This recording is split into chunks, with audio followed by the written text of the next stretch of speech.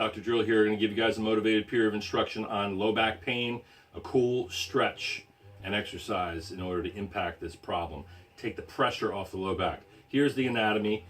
1, 2, 3, A and P. 1, 2, 3! A and P. Okay. So, turn Mr. Skeleton around. We can see the spine, the neck, the mid-back, and the low back. That comes together with the tailbone and these two pelvic joints, okay?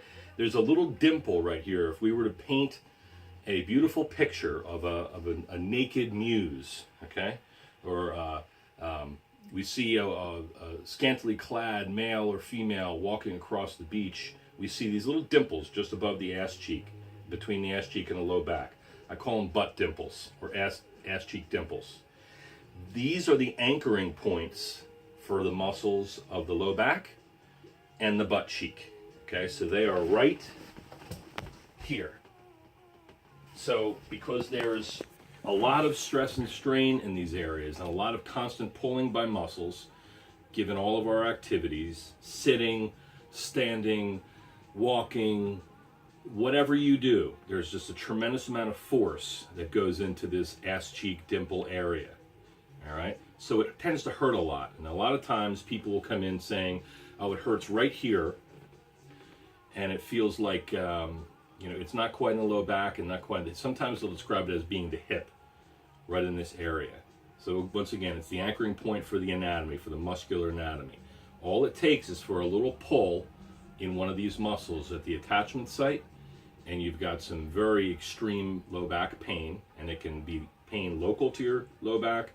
Pain can go down the leg sometimes and mimic a more serious condition called sciatica. Right? So we don't want any problems in this area. Now, as I said earlier, there's a lot of pressure borne by the low back. It's the center of the body, the low back and the pelvis. All right, so all the stresses are going to wind up there, particularly as we walk.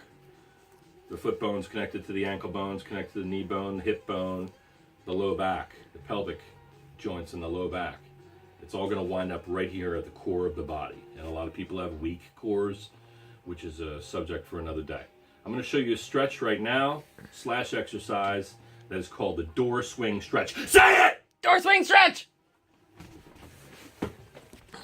Door swing stretch. Door swing switch. Sir. Sir. All right. So here's what you do. You find a door, you make sure it's nice and sturdy. You make sure you've got 3 well-positioned hinges on that door, and the top of the door, you got to be tall enough in order to reach it. Some of you short shits are going to have a problem with this. I don't know, get a stool, a couple phone books or something like that.